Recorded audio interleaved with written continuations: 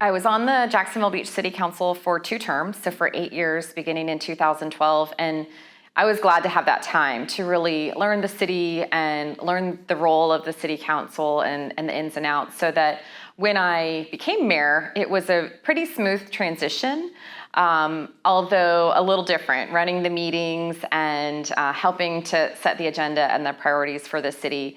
I'm really grateful that we have a fantastic city council. With me came on 3 new members as well, and everyone has just really jumped in. They're here to work and get things done. One of the earliest things, and even before I became mayor, we hired our current city manager. And in Jacksonville Beach, as in the other beaches communities, we're a city manager, city council form of government. So it's different than Jacksonville. That's a strong mayor, city council form of government. So we work hand in hand with the city manager as basically our chief executive officer. He started, when he came on about 3 years ago, really looking at the structure of the organization, the mission and the focus and the strategic plan, and there really wasn't a lot of that in any formal manner. So he started doing community visioning meetings and did citizen meetings, business meetings, even up until COVID, several of them were on Zoom, and that led us to a strategic planning process. So we put, and it doesn't sound really flashy, but when you've been involved in organizations like this, you see how important it is, because if you don't have a plan, you're gonna get somewhere, but you don't know where you're gonna go. So when you have that plan, and just the process of putting the plan together, kind of puts on the table what are everybody's priorities and their vision for our community. And it wasn't just the city council, but it was, again, our citizens and our staff leadership here at the city. So we came up with a mission statement, a vision statement, and our strategic priorities. And we've started to filter that out now into everything that we do with the city. And I love our vision statement because it's a vibrant coastal community that embraces the beach life. And the beach life is in quotations because that's just something, it's just beyond definition, but it's that feeling you get when you drive over the bridge and you can see the ocean in the distance and you take off your high heels and put on your flip-flops for the rest of the weekend. And beach cruisers are a main form of transportation. We're surrounded by water, so we have a lot of great natural beauty here. Outdoor sports, just walking on the beach. And I think that people, when they hear the beach life, they get it. And that's something that we're really trying to put at the forefront of the things that we do in terms of our vision for the future of our community. So a lot of what we're doing right now is internal with the strategic plan. We are doing a review of our charter, which is kind of the constitution of our city. We're getting ready to review our land development code and our comprehensive plan. So again, it's that internal, just kind of roll up your sleeves, nitty-gritty work, but it's really important to what the city is going to look like, not just now, but into the future, for future generations. So it's hard work, but it's meaningful. And again, our council's been really great about just really getting in and doing the work that's required. A friend of mine introduced me one time at a speaking engagement, and he said that I stand at the intersection of Jacksonville Beach's past and its future. And that really resonated with me. I mean, when he said it, I was like, oh, wow, that is where I stand. And I get to look at the background of why things are the way they are. In particular, one of the areas I've really dug in on is the redevelopment of Jacksonville Beach. There's been several different kind of bouts of redevelopment, if you will. And so why are things the way they are now? And what led up to those, so that we can either understand why and not repeat perhaps the mistakes of the past, or if things have worked, what can we do there? So being able to have access to that and to be able to look into and just the pride of having that sense of place. I'm a Navy kid, so when people ask me where I'm from, I'm like, do you mean where I was born? Because I lived there for 3 months. So that's not where my heart is. So everybody in my family ended up here in Jacksonville Beach. So we really tied ourselves down to this community, and to be able to know the history of the community I think it's good for all citizens, but definitely in this position, to be able to look forward, it's so important to know the past. And that's been a real advantage, I think, for me, and then to try to make sure our council and our staff are privy to that information as well. The history-making part of being the first woman mayor of Jacksonville Beach, I knew we were going to have a first woman mayor regardless because my opponent was also a female. So it didn't really hit me until election night that I actually get to make history now. And our archivist said, I'm going to need some of your campaign signs and buttons and brochures to put in the archives. And that was just kind of blew me away for a minute, and just a minute, because hopefully that's just going to be a footnote in my tenure as mayor. But to be the first of something, those opportunities aren't really out there a lot anymore. So it was really special to me, but just part of what I'm so proud of here. So when we look at downtown, our downtown Jacksonville Beach specifically, that was a big area of focus for me during the campaign, as well as my colleagues who, every candidate, because you see such opportunity here. There's a lot of parallels with downtown Jacksonville that we have the natural assets, we have the ocean, we have parking, we have all sorts of great assets here, great green space you see with Deck the Chairs behind us. And are we utilizing those to their fullest and best use? We have a community redevelopment agency here that can be a little entrepreneurial. They can partner with private entities to bring in the things that we want. So we've spent a lot of time really working on the infrastructure of downtown, and now we really need to work on kind of above the asphalt, as I would say, of if we want certain businesses, we need to incentivize those businesses. We need to seek them out, because I would say as long as I've been paying attention, we've just kind of let things happen in downtown Jacksonville Beach. So I would say it's a mix of tourism and of locals, because right now, if you live in Jacksonville Beach and you want to go out for a nice dinner, you're driving right past downtown Jacksonville Beach, either, towards, the beach's town center or down to Ponte Vedra. I want them to stop here, especially because, again, in our community, I can hop on my bike and ride to downtown if I want to, and a lot of us can and do, but we need to have more of a destination for our own community, but that's something that will draw tourists as well. So there are hotels coming in. I think we're gonna have, we can't just wait for things to happen. We need to say, we want more retail, we want more walkability. Those are the things we need to incentivize and bring them in. And that's the way it's gonna happen. And we're working on that now, again, with our community redevelopment agency really driving that process, because they do have funding specifically to spend in the downtown area. So we need to spend it strategically, that the public dollars are helping to leverage the private investment.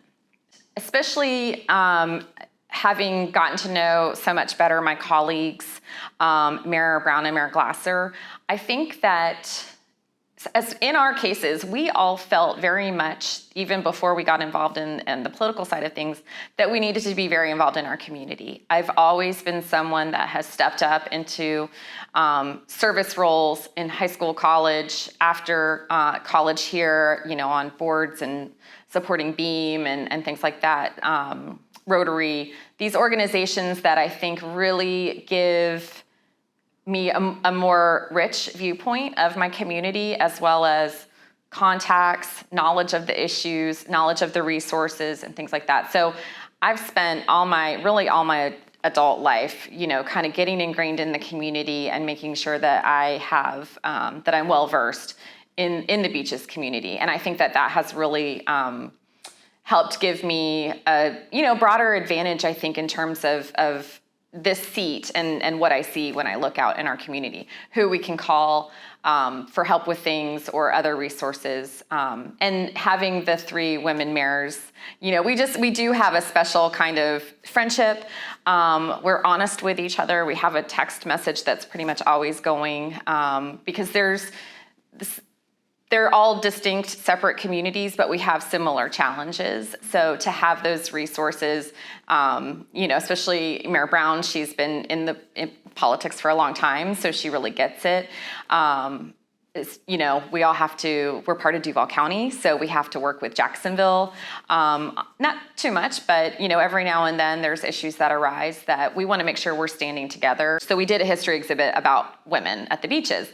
And in January, we brought in all of the women mayors of the beaches. So the very first one, I think she ran in 1997, and she was in Atlantic Beach. So Atlantic Beach has had 3, Neptune Beach has had 2, and then there's me. And just hearing, these are these are the women that kind of broke that glass ceiling and made it not unusual for a woman to be mayor. And so, I think they paved the way for me and for all of the women that serve on our councils. And we have quite a few at the beach now, which is great. They're tremendous resources, but again, they paved the way. And I think that's, at one point, Atlantic Beach had all women.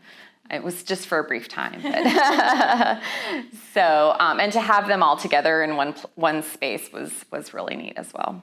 I think that the path that I went on, and again, that my colleagues went on with community service, is a valuable one. I've known a lot of people who just kind of woke up one day and decided to run for office without really having any sort of engagement in the community, and they may do just fine. But I feel like the advantages of not even necessarily knowing that organization, but knowing how a board of directors works and knowing parliamentary procedure and budgeting and things like that go along with organizations is a definite advantage. Again, you're also networking within the community, you're learning that organization, you're learning who they're serving, and you can start that. I mean, in high school, I'm very involved with our Oceanside Rotary, and we have an Interact Club in high school, and you see those kids getting leadership experience and learning different organizations at the beaches because they're out there volunteering for them. And I think that's such a phenomenal way to get involved. And even if you don't go into elected office, you're still serving your community and you're still making it better. I also caution people to, really understand an issue if you can. We have tried really hard as a city to communicate better. And it's our responsibility to do that. And again, if you're reactive, someone else is going to have the chance to tell the story. So if you could push the information out, we're much more active on our Facebook page. We just redid our entire website. And the whole goal is to get information out to our citizens, to our business owners, visitors, whoever, so that they will have the information specifically straight from the city. So going to the source, understanding an issue, asking the question. We have the fact that you can run into your mayor at Publix, or at Native Son if you want to go to my favorite local grocery store. There's an opportunity to actually ask a question, influence policy at the local level. So the government that's closest to you is the easiest one to influence. And one thing that we do have to kind of guard against every year is the state legislature. And again, something all three mayors and our council are all involved in is protecting home rule, which is just the concept that you want your government and the decisions to be made as close to you as possible. There's certainly things that need to be made at the state level, as there are things that need to be made at the federal level, but things that affect you and your neighborhood and your business, you want those to be close to home so that you can actually ask questions, have some influence over that, find the information behind whatever that decision is. So I would say, stay informed, stay engaged. Your vote does matter. Vote. And, engage with the fact that you do have our council meetings. Anyone who wants to can come in and speak for 3 minutes about anything they want to speak about. It's courtesy of the floor during all of our meetings. So don't wait until you're angry or upset about something. Come in and watch a meeting, see how it goes. All of our meetings now are on YouTube. So you don't even have to come. You can watch it from the comfort of your home, or watch it later if you can't make it at that time. So we really do try to make it as accessible to our citizens as we possibly can. And that was another interesting component that I didn't consider. I knew I was going to have a whole nother set of and layer of meetings and responsibilities as mayor, but I didn't think about the fact that now that there's 3 women mayors and it's the first time in history, all the women's related organizations in town, now we're kind of I have a Dropbox of all of our bios and our headshots just so that we can just easily send them instead of them having to track them down from all of us. So there was a time where we were, and again, it was Zoom time, so, we could do these things from our kitchen, but it was really neat to be able to talk to women's groups that aren't necessarily beaches affiliated, that just want to know, what are our motivations, what got us to this point of wanting to run for mayor. So it was fun, but I think they've slowed down a little bit. It's been such a great resource for me and a reassurance too, because I can be like, hey guys, are we supposed to go to this, or what do we bring, or what do we wear? just the technical things that, and we really try to include each other in things that are going on in our respective cities as well too. And it really is nice. And I think the citizens appreciate seeing that, that we all really do work together, we communicate together as well.